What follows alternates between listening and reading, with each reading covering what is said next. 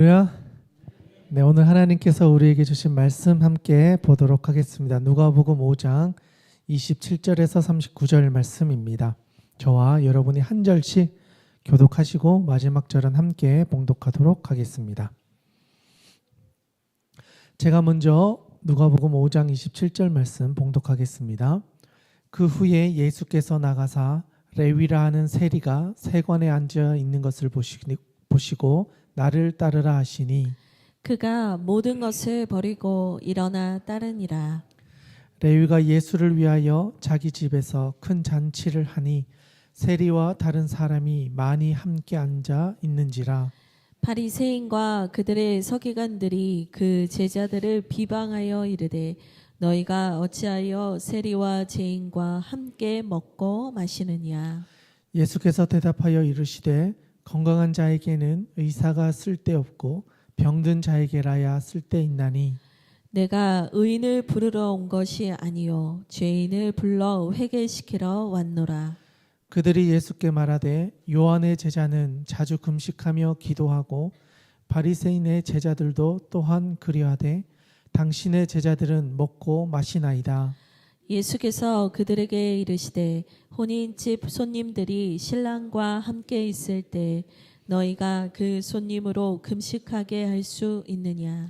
그러나 그날에 이르러 그들이 신랑을 빼앗기리니 그날에는 금식할 것이니라. 또 비유하여 이르시되 새 옷에서 한 조각을 찢어 낡은 옷에 붙이는 자가 없나니 만일 그렇게 하면 새 옷을 찢을 뿐이요 또 새 옷에서 찢은 조각이 낡은 것에 어울리지 아니하리라. 새 포도주를 낡은 가죽 부대에 넣는 자가 없나니 만일 그렇게 하면 새 포도주가 부대를 터뜨려 포도주가 쏟아지고 부대도 못 쓰게 되니라. 새 포도주는 새 부대에 넣어야 할 것이니라. 함께 읽겠습니다. 묵은 포도주를 마시고 새 것을 원하는 자가 없나니 이는 묵은 것이 좋다 함이니라. 아멘. 할렐루야. 네, 우리 옆에 있는 분들과 한번 인사하겠습니다. 오늘도 잘 오셨습니다. 네, 오늘도 잘 오셨습니다.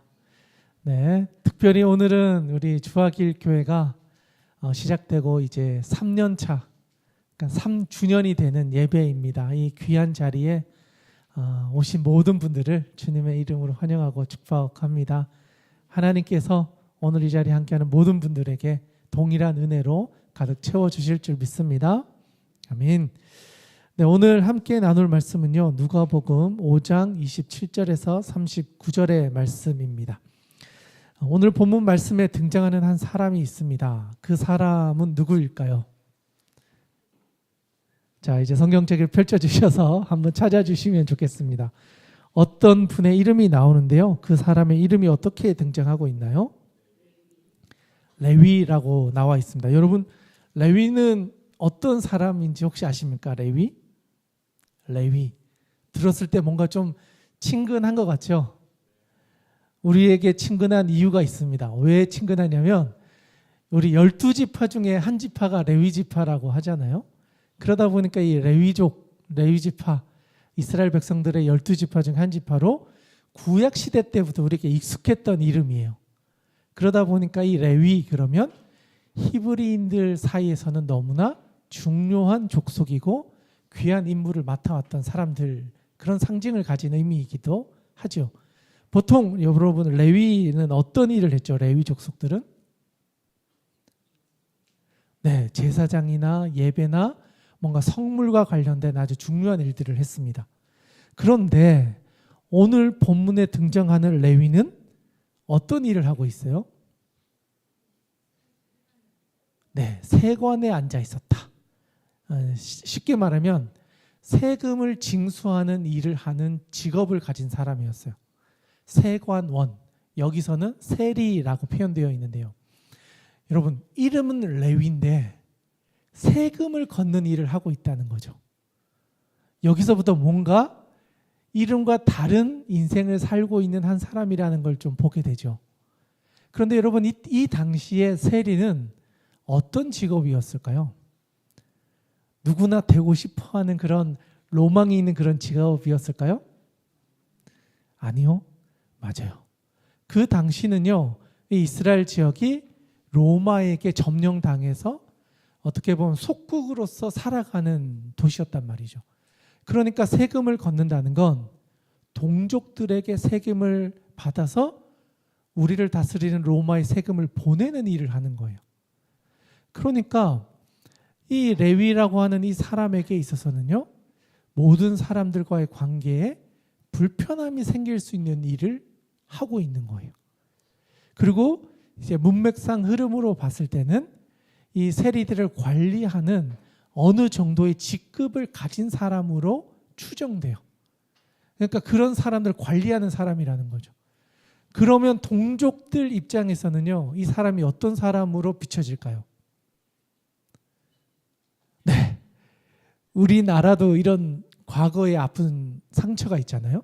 일제가 우리나라를 점령했을 때 우리나라 사람들에게 뭐 여러 가지를 수탈해서 일본에게 갖다 바치는 그런 역할을 하는 사람으로 보여진다는 거예요. 그러니까 이 동족들에게는요, 이름은 레위인데 우리를 더 괴롭히는 사람인 것처럼 보여진다는 거예요. 그런 인생을 살아왔고 그 일을 지금도 하고 있는 사람이에요. 그런데 오늘 본문을 보니까 예수님이 이 사람을 제자로 불렀다는 거예요. 여러분, 예수님은 어떤 사람을 제자로 부르실까요? 자격 있는 사람을 부르셨을까요? 아니면 어떤 것을 가지고 예수님의 제자를 뽑으셨을까요? 오늘 본문의 말씀을 보면요, 예수님이 찾아간 사람, 그리고 제자로 부른 사람, 그런 사람들은 어떤 인생을 살아가고 있는 사람들이었는지를 오늘 본문은 우리에게 알게 해줘요. 예수님이 찾아간 사람 또는 부른 제자들의 인생을 보면요, 뭔가는 불안한 인생을 살고 있는 사람들이었어요.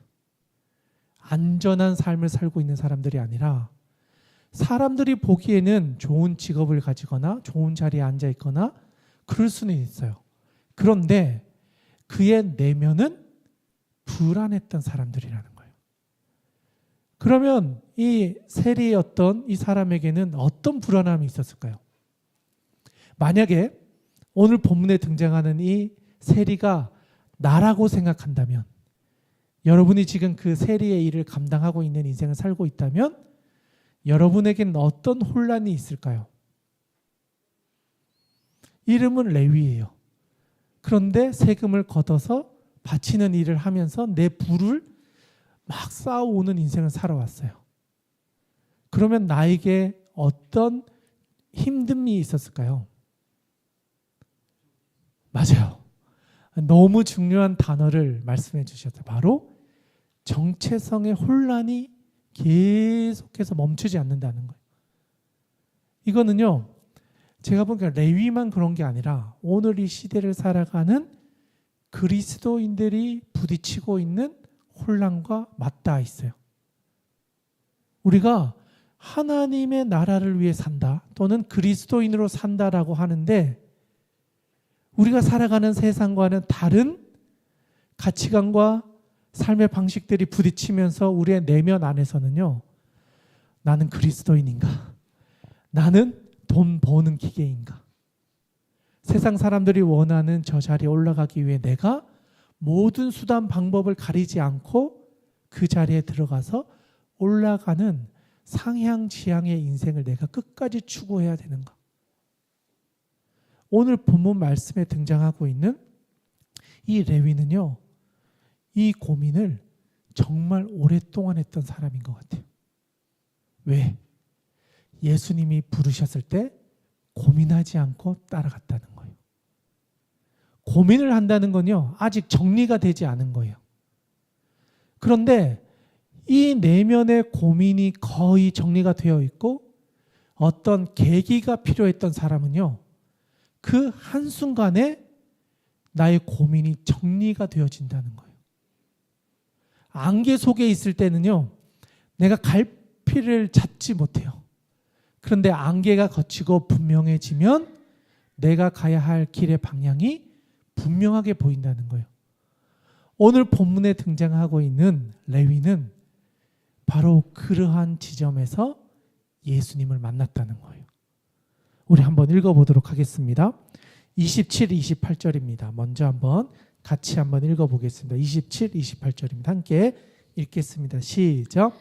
그 후에 예수께서 나가사 레위라 하는 세리가 세관에 앉아 있는 것을 보시고 나를 따르라 하시니 그가 모든 것을 버리고 일어나 따르니라. 아멘. 5장에 보니까요, 이 레위가 고민했다 이런 표현이 없어요. 예수님의 부름을 받고요, 바로 모든 것을 정리하고 예수님의 부르심에 따라갔다. 그 말은 그의 내면 안에 이 정체성의 혼란이 너무나 오랫동안 지속되어 왔는데 주님의 부르심 앞에서 이게 정리가 돼버린 거예요. 한순간에. 그래, 이제는 결단해야지.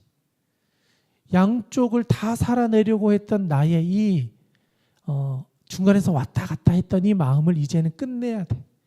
지금이 그 순간이구나. 이제는 한쪽을 택해야 되는 순간이야. 두 개를 다 잡고 살아갈 수는 없구나.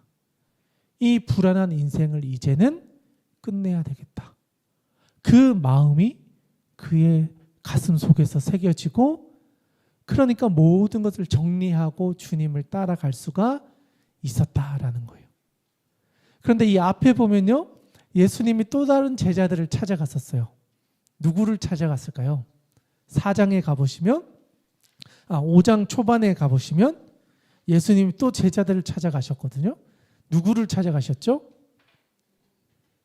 우리가 너무나 잘 알고 있는 베드로를 찾아가셨어요. 베드로도요, 상상할 수 없는 일들을 경험했어요.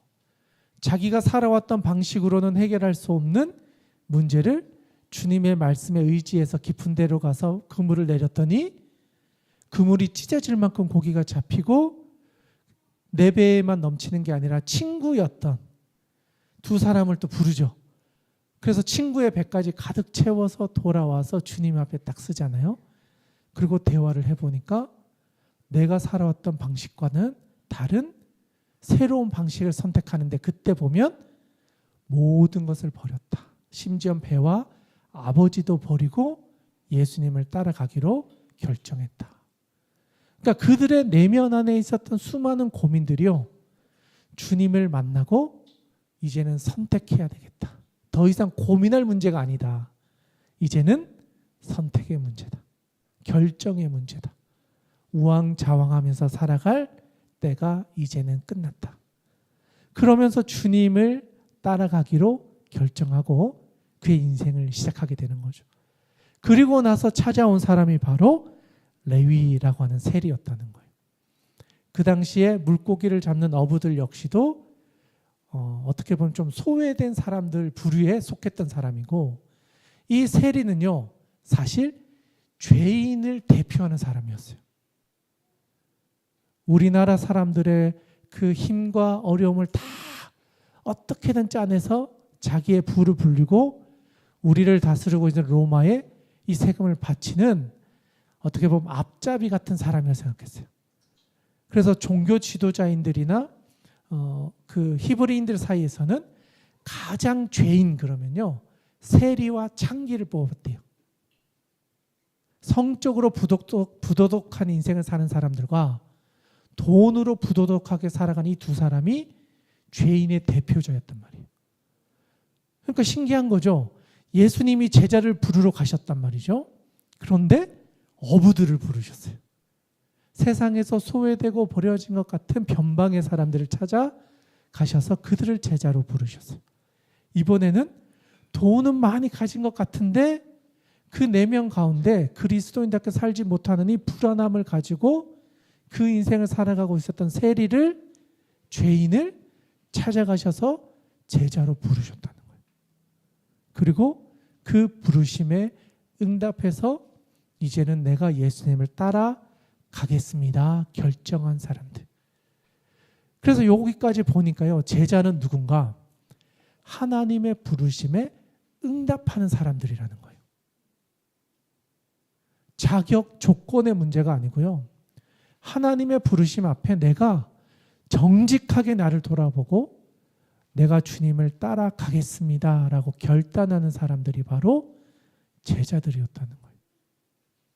저는 오늘 이 본문 말씀 가운데서 주는 이 도전이 오늘 여기에 있는 우리 주학일교회 성도들의 하나님께서 주신 부르심 앞에 순종해야 되는 도전인 줄로 믿습니다.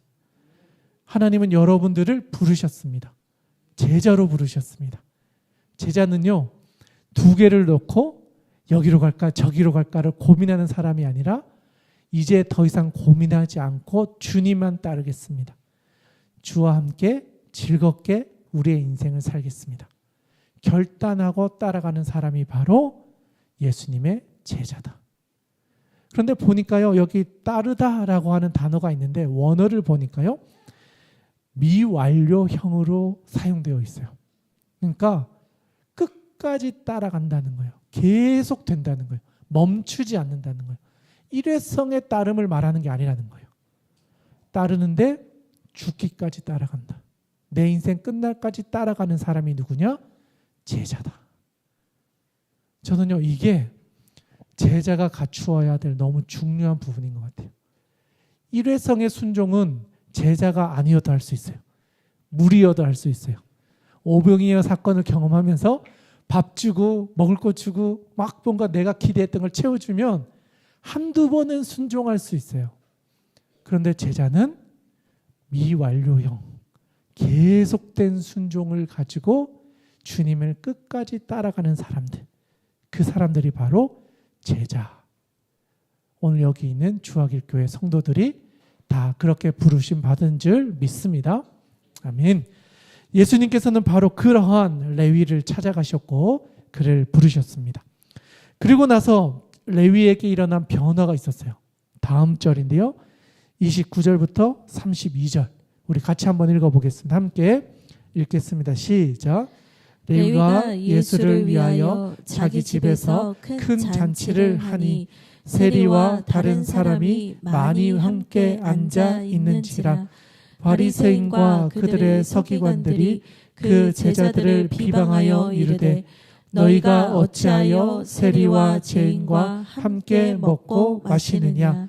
예수께서 대답하여 이르시되 건강한 자에게는 의사가 쓸데없고 병든 자에게라야 쓸데있나니 내가 의인을 부르러 온 것이 아니요 죄인을 불러 회개시키러 왔노라. 아멘. 자, 그런데 보니까 그 예수님을 따르겠다라고 하면서 제일 먼저 한 게 뭐였냐? 26절에 보니까 예수님을 위하여 자기 집에서 큰 잔치를 베푸는 거였다. 여러분이 큰 잔치라고 되어 있는데 이게 뭘 의미하는 거냐면요.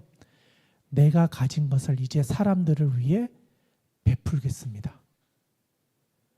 지금까지는 세리로서 나의 이름을 내고 내 집을 부유하게 만들기 위해 썼던 돈을 이제는 가족들, 주변 사람들, 이웃들, 심지어 죄인이라고 불려졌던 사람들을 위해 나의 것을 드리겠습니다. 그래서 잔치를 베풀었다는 거예요. 그런데 그 잔치에 초대된 사람들이 누구였죠? 보니까 세리와 다른 사람들, 많은 사람들이 참여했고요. 심지어 30절에 보면 바리새인과 서기관들도 그 자리에 왔던 것 같아요. 쉽게 말하면요, 자기와 함께 죄인의 부류에 있었던 세리들과 그들과 함께 했던 동료들, 심지어는요 나를 죄인이라고 비방했던 바리새인과 서기관들도 그 식탁의 자리에 초대했다는 거예요. 여러분, 이게 가능한 걸까요? 우리가 잔치를 베풀어요. 그런데 우리를 죄인이라고 막 저주하던 사람을 그 잔치 자리에 초대했다는 거예요. 쉽게 말하면 원수를 나의 잔치 자리에 초대했다는 거예요. 그들과 함께 나의 것을 나누고 먹고 마시며 예수님과 함께 하게 된 이 기쁨의 자리에 그들도 초대해서 함께 나누었다. 예수님을 따른다는 건요, 내 삶의 방향을 바꾸는 것을 의미해요. 그리고 내가 살아왔던 습관과 삶의 패턴들을 뒤집는 걸 의미해요. 그리고 세리, 레위는 그것을 바로 실천해요. 모든 사람들이 볼 수 있게 자기의 삶을 바꿔놓고 보여주고 살고 그것을 예수님 앞에서 베풀었다. 그런데 왔던 사람들이요, 잔치면 축하해 주면 되잖아요. 그런데 이 잔치상의 분위기를 엎으려고 했던 사람들이 있었어요. 누구냐? 바리새인과 서기관들이었어요. 쉽게 말하면 이 바리새인과 서기관들은요, 내가 생각하는 종교적인 틀이 있는 거예요. 교회는 이래야 돼. 신앙생활은 이렇게 해야 돼. 율법은 이래. 라고 하고 만들어 놓은 그 틀에 모든 것을 다 맞추려고 하는 사람들이었다는 거죠. 그러니까 세리 죄인인데 우리 같이 식사할 수 없어. 예수님의 이야기를 들었을 때는 뭐 기쁜 소식이라고 해서 우리가 와서 좀 들어보려고 했더니 시작부터 잘못했어.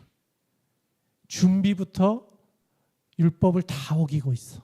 죄인을 초대했고 같이 식사를 하고 유대인과 헬라인이 같이 모여 있고, 이러한 상황 자체는 우리는 도저히 용납할 수 없다라고 하면서 예수님을 위해 이게 열려졌던 이 축제 자리에 예수님을 공격하고 있다는 거예요. 그러니 예수님이 답을 주시는 거예요. 건강한 자에게는 의사가 쓸데없고 병든 자에게라야 쓸데가 있다. 그러면서 예수님이 오신 이유를 말씀해 주고 있는데요. 내가 의인을 부르러 온 것이 아니요 죄인을 불러 회개시키기 위해 오셨다. 예수님이 이제 사역을 시작하는 지점이거든요. 제자를 부르고부터 이제 사역이 시작이 되는데, 그 사역의 목적이 뭐냐? 죄인을 불러 회개시키는 사역을 하기 위해서 예수님이 오셨다는 거예요. 저는 이걸 조금 더 연결시키면요, 주화길교회 존재 이유는요, 죄인들이 회개하고 예수님을 만나게 하기 위해 존재하는 교회여야 된다는 거예요. 다른 이유가 있으면 안 된다는 거예요. 죄인을 회개하고, 그러니까 쉽게 말하면 내가 죄인임을 알게 하는 것, 예수 그리스도 외에는 답이 없다는 것을 가르치고, 그 예수 그리스도를 만날 수 있도록 교회가 힘쓰고, 그리고 제자로 살아갈 수 있도록 그 사역에 집중하는 교회, 예수님이 하셨던 사명을 계속 이어가는 교회.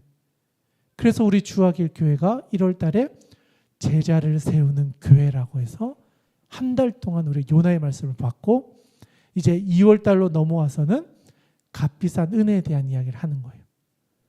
예수 그리스도께서 오신 이유, 죽으신 이유, 바로 우리를 살리기 위해서, 죄인이었던 우리를 구원하기 위해 예수님이 오셨고 그 피를 흘리셨다. 그리고 교회는 그 예수님의 사역을 이어가야 된다. 참 감사한 거는요, 우리 교회가 개척되고 3년 사이에 세례 받으신 분이 정말 많아요. 몇 분인지 아십니까? 10명하고도요 5명이 더 있어요.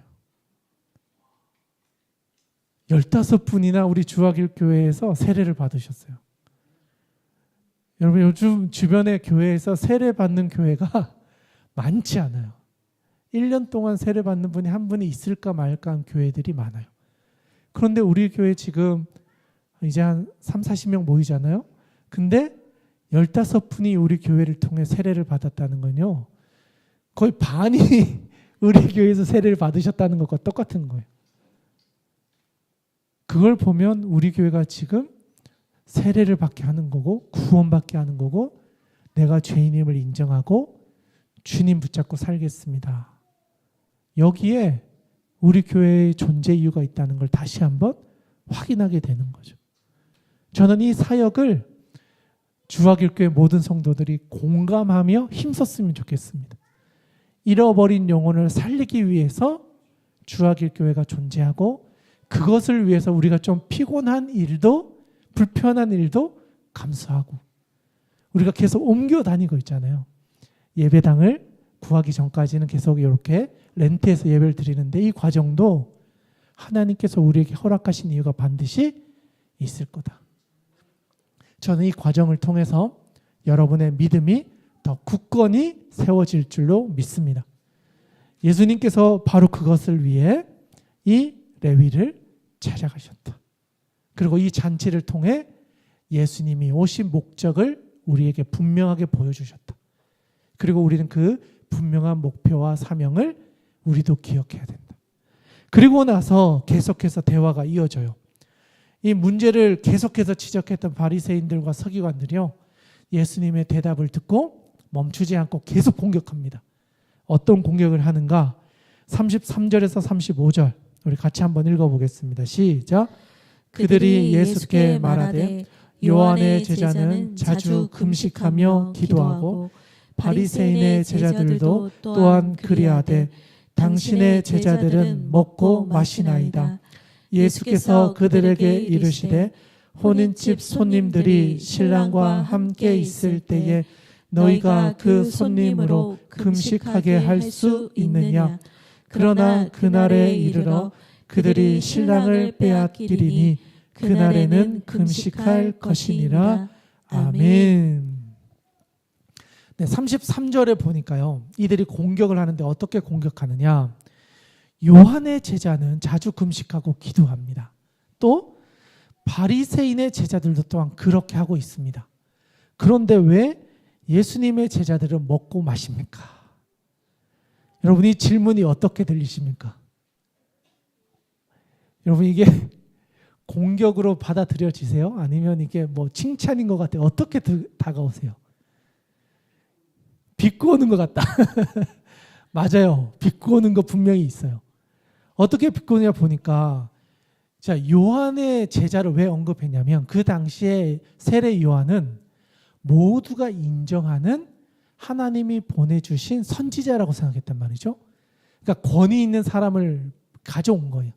그 권위 있는 사람의 제자들도 금식하고 기도하고, 우리의 제자들, 바리새인들, 율법을 정말 열심히 공부했던 이 사람들도 금식하고 기도하는 걸 엄청 열심히 하는데, 당신의 제자들은 금식도 안 하고 기도도 안 하고 맨날 먹고 마시는데 이게 무슨 제자고 예수님의 가르침을 따라가는 겁니까? 뭔가 잘못된 거 아닙니까? 이렇게 이야기했다는 거예요. 여러분, 잘못된 거 맞나요? 무조건 금식하고 기도해야 되나요? 아니면 먹고 마시는 걸 무조건 하면 안 되나요? 여러 가지 문제가 사실 복합적인 질문이었어요. 그 질문을 했던 그들 입장에서는요, 구제와 기도와 금식은 유대인의 3대 의무였어요. 내가 유대인, 그러니까 내가 선택받은 백성이라고 하면 이 세 가지는 무조건 지켜야 되는 거였어요.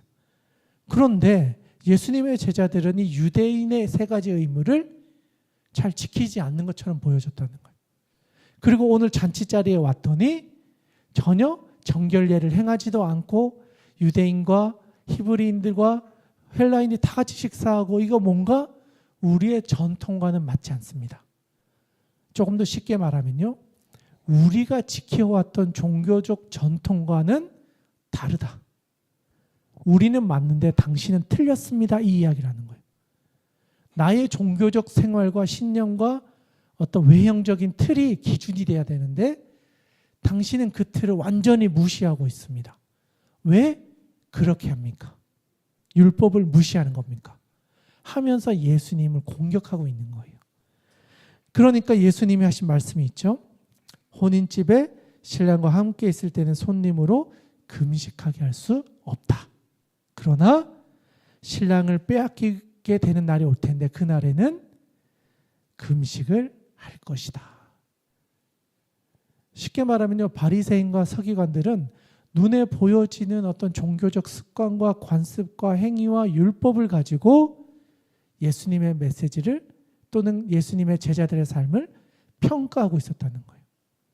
그런데 예수님은 지금 그 지점에 우리의 시선이 가 있어야 되는 게 아니라 예수 그리스도가 이루실 구원에 대해서 너희가 다시 바라봐야 된다.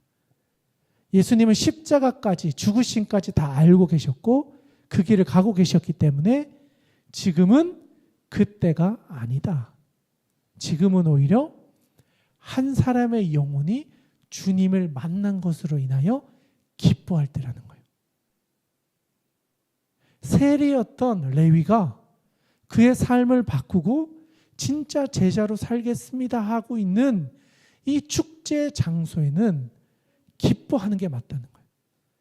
죄인이 회개하고 돌이켜서 주님의 백성이 된 이 사건을 우리가 기뻐하고 축하하고 잔치로 우리가 열고 하는 것이 마땅하다는 거예요. 조금 더 이야기하면 교회는 구원받는 감격을 누리는 곳이어야 된다는 거예요. 종교적 형식을 지키기 위해서 싸우는 것이 아니라 한 영혼이 돌아오고 주님을 만나고 그것을 기뻐하는 공동체, 그것을 축제로 여기며 감사할 수 있는 곳. 내가 가지고 있는 종교적 틀이 맞는 거야, 이렇게 해야 돼, 저렇게 해야 돼가 아니고 강대상 10cm 옮겨졌다고 막 화내고 그런 것들 때문에 싸우는 것이 되는 것이 아니라 한 영혼이 돌아오는 것 때문에 기뻐할 수 있는 것. 죄인이었던 사람이 주화길교회 예배 나와서 주님 만나는 거 기뻐하는 것. 어린아이들이 뛰어놀면서 막 장난도 칠 수 있죠. 울 수도 있어요. 심지어는 여러 가지 일들이 있을 수 있어요. 그런데 그 아이들이 주님을 만난다면 우리 모두가 그것을 기쁨의 잔치로 여길 수 있어야 된다는 거예요. 교회는 잃어버린 영혼이 주님을 만나는 것을 기뻐하는 축제의 공동체가 교회여야 된다. 저는요, 주님이 이걸 우리에게 가르쳐 주신 것 같아요. 너희가 종교적인 습관과 간습과 오래된 신앙생활 속에서 만들어 놓은 종교적 전통과 습관과 간습에 익숙해지지 마라. 울어도 됩니다. 주님만 만난다면 상관없습니다. 하나님께서는요, 우리를 그렇게 찾아오신 거예요. 너도 한때 죄인이었어. 너도 눈앞에 있는 거 분별하지 못해서 나쁜 길 갔어. 그거 가지고 옆에 있는 사람, 아직 주님을 잘 만나지 못한 사람, 세리로 살아가고 있는 사람, 창녀로 살아가고 있는 사람, 아픔 속에 눈물 흘리고 있는 사람들, 그들을 정죄하는 것이 아니라 그 영혼이 돌아와서 주님 만날 수 있도록 우리의 예배가, 우리 교회가 기쁨의 축제 장소가 되어야 하는 곳, 그곳이 교회여야 되고 신앙 공동체여야 된다. 주님은요, 그걸 바리새인들과 율법 교사들에게 알려주고 있는 거예요. 너 평생 율법 공부해봐. 그렇게 살 수 있을 것 같아? 안 돼. 너희의 의로움이라고 생각했던 그게 너희를 더 힘들게 만들 거야. 거기로부터 자유해져야 돼. 너희의 익숙함으로부터 떠나라. 주님은 그것을 바리새인과 서기관들에게 알려주고 있는 거예요. 그리고 이제 이 사람들이요, 여기서 이해가 됐으면 끝내야 되잖아요. 아직 이해가 안 됐어. 주님의 말씀이 아직도 그들의 가슴에 와닿지 않았어요. 또 질문해요. 그리고 예수님께서 답을 하시는 겁니다. 36절부터 39절인데요. 이들이 알아듣지 못하니까요, 예수님이 이번에는 또 비유로 그들에게 설명을 주시는 거예요. 36절부터 39절입니다. 같이 읽겠습니다. 시작. 또 비유하여 이르시되 새 옷에서 한 조각을 찢어 낡은 옷에 붙이는 자가 없나니 만일 그렇게 하면 새 옷을 찢을 뿐이요 또 새 옷에는 찢은 조각이 낡은 것에 어울리지 아니하리라.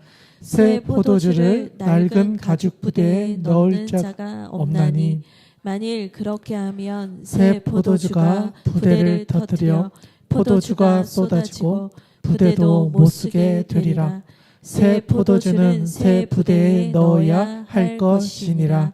묵은 포도주를 마시고 새 것을 원하는 자가 없나니 이는 묵은 것이 좋다 함이니라. 아멘. 예수님께서 알아듣지 못하는 그들을 향하여 다시 한번 비유로 말씀하십니다. 두 가지를 이야기하는데, 첫 번째는요, 새 옷에서 한 조각을 찢어 낡은 옷에 붙이면 오히려 옷이 다 찢어진다. 그리고 두 번째로는 새 포도주가 낡은 가죽 부대에 당겨지면 그 오히려 낡은 가죽 부대가 터져서 이 새 포도주를 담을 수 없게 된다. 이 두 가지 비유는요, 한 가지를 의미해요. 종교적 완벽하다라고 하는 자기들의 어떤 외형적인 틀과 형식과 보여지는 것에 살아있는 하나님의 복음을 담을 수 없다는 거예요. 하나님의 복음은 역동성이 있어요. 힘이 있어요. 우리가 만들어 놓았던 어떤 틀에 갇히는 것이 아니라는 거예요. 그들이 말하는 종교적인 의무와 책무와 형식들이 하나님이 우리에게 가르쳐 주신 복음을 담을 수 없다. 그렇기 때문에 이 복음을 담을 수 있는 새 그릇이 필요하다는 거예요. 지금까지의 익숙했던 종교 생활을 끝내고 지금부터는 새로운 시작을 해야 된다. 우리에게 주어진 이 성령의 능력을 경험하는, 성령 충만함을 경험한, 그리고 예수 그리스도를 나의 구주로 영접한 우리는 지금까지와는 다른 새로운 힘을 가진, 역동성을 가진 새 포도주가 되어서 하나님이 준비해 놓으신 새로운 그릇에, 새로운 포도주에, 새로운 포도 부대에 그것을 담아야 된다. 오히려 익숙함에 젖어 있는 사람들의 고백이 뭐냐? 묵은 포도주가 좋으니 새 포도주를 나는 안 먹겠다. 이 말은요, 바리새인들에게 하는 거예요. 너희들의 전통이 좋다. 그게 맞다. 익숙하다. 이렇게 해야 된다라고 이야기하는데, 하나님께서 우리에게 주신 이 복음은 그런 틀에 담기는 묵은 포도주가 아니다. 새로운 포도주가 지금 눈앞에 있으니 새로운 것에 그것을 담아라. 그렇게 할 때 이 하나님께서 주시는 이 새 포도주의 이 폭발력과 능력과 놀라운 하나님의 이 체험들이 우리의 삶 가운데서 경험되어질 거다. 그것을 예수님께서는 말씀해 주고 있어요. 그래서 저는 이 말씀을 쭉 연결해서 정리해 보니까요, 결국 새 옷은요, 낡은 옷과 같이 갈 수 없어요. 묵은 포도주는요, 새 포도주와 함께 갈 수 없어요. 결국은 해진 것은 버리고 새로운 것을 취해야 됩니다. 과거에 살아왔던 우리의 삶의 관성과 습관과 우리의 종교 생활을 끊어내고 이제는 주님과 함께 살아가는 새로운 시작을 결단해야 됩니다. 저는 우리 주학일교회가 3년 동안 걸어왔던 길 안에도 분명히 우리가 해왔던 낡은 습관과 관습과 이렇게 해야 돼라고 했던 우리만의 3년 동안 묵은 포도주가 우리에게도 있을 수 있어요. 그리고 그것에 익숙하다 보니 우리는 그 관성을 따라 살겠습니다 할 수 있어요. 그런데 주님은요, 우리에게 이제는 새로운 포도주를 우리에게 부어주기를 준비하고 계신다는 거예요. 새로운 일을 계획하고 계시고 그 일을 통해 하나님께서 우리를 담을 수 있는 새로운 어떤 것을 예비해 두고 계신다. 우리는 그것을 기대하고 소망하고 나아가야 된다. 바라기는 오늘 이 자리에 있는 여러분들의 인생에서도 주님을 따라가기로 했으면 양쪽을 고민하는 인생에서 이제는 분명하게 나의 인생의 방향을 정하는 은혜가 있기를 원합니다. 그리고 정했다면 우리가 가야 되는 그 방향, 특별히 우리 주학일교회는 잃어버린 영혼을 살리고 그들이 예수 그리스도를 영접할 수 있는 기쁨의 축제의 자리로서 우리 교회가 존재해야 되고, 그것을 위해서라면 우리의 묵은 때와 우리의 종교적인 익숙함들을 버리고 새로운 일에 다시 한번 우리의 삶을 하나님께 맞출 수 있는 그런 인생을 살아갈 수 있는 저와 여러분 될 수 있기를 주님의 이름으로 축원합니다. 함께 기도